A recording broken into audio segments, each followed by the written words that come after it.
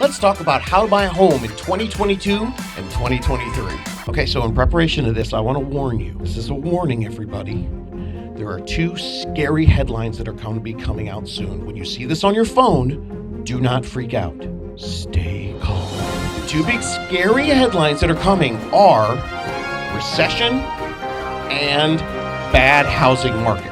So let's chat about the first one, recession. Let me remind you of something the great investor guru Warren Buffett said. When people get greedy, be fearful. And when people get afraid, get greedy. Now, I'm not telling that I want you to start thinking of homes as an investment and start flipping them for profit.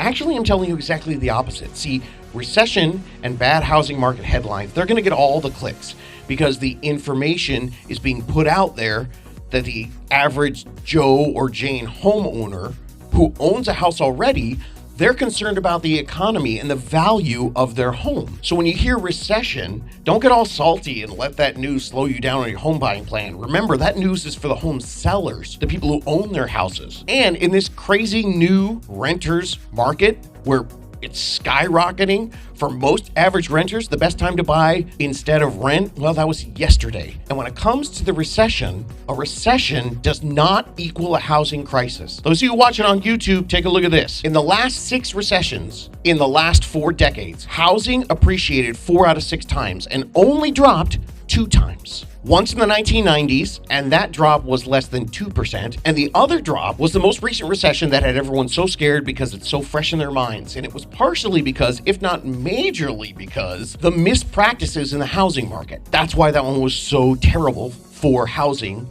and the numbers are so awful. But understand the full data and know that this pre-recession housing run-up that we're in right now, because the recession is coming, so this is pre-recession housing run-up, know that 4 out of the last 6 times we didn't go into recession, and this is nothing like the one time we dropped big time. It's not bubble-like the last time. It's not going to burst or crash like the bubble in 2008. It's going to slow and correct. All right, headline number 2, bad housing market. Bad market. Those of you watching on YouTube can see my sweet air quotes. Bad for who? Remember when I was telling you since episode 1, the system is rigged against first-time home buyers, and the entire real estate industry is so slanted towards the sellers that almost everything, almost all of it, is geared towards people who already own a home. So the information isn't out there for you. The information isn't designed for you, and the adjectives are not designed for you. They're for the sellers.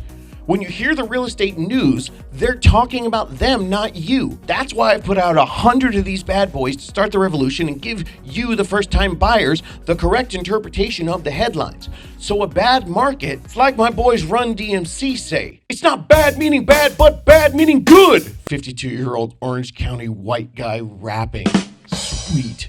Bad is bad for sellers, and that's good for you. Remember, guys, real estate is clueless to your power as a group, and they ignore and mistreat you. And I'm in the minority, so I'm going to sound like the crazy mad scientist screaming at the city council meeting, but this is the way, because the real estate industry is broken and run by greedy and lazy people who think that listing homes and selling homes is the best way to make money. So all the news is geared towards the sellers, and bad for them is what you're going to hear in the headlines, but bad for them can be good for you. Not bad meaning bad, but bad meaning good. I tried to rhyme you and good. That's a cheese. And all the Wall Street folks and the rich ballers believe in what Warren Buffett said about being fearful when people are greedy and being greedy when people are afraid. Why? Well, break it down. What does that mean? It means to sell high and buy low. That's all it means. The average people without a trust fund supporting them and piles of money to invest, regular people, they end up getting greedy way too late when a thing has run up for years and they've had enough time watching it to go, oh, I'm going to jump into that. They don't have piles of daddy's money to invest, so they have to spend their time working to make their money. And because of that, they don't pay any attention to the market trends. So by the time they hear about the things that are these great deals going up and up and up, well, that's when they decide maybe it's time for them to jump in and get what everyone else got. But that's where they're getting greedy because they think it's going to keep going up, or worse, they think it's going to last forever. Ooh, it's not. And when things go down, that's when they freak out because they can't afford to lose anything. So they sell to avoid more losses before it's going to keep dropping. And they would never buy then because they think, why am I going to buy something that's going down? And it's because they don't have a real grasp on the understanding of the history and the long-term data. Things always bounce back. And the people with the money who can afford to ride out the bad times, they don't stress out when they're buying something going down because they know it's coming back. That's when they buy.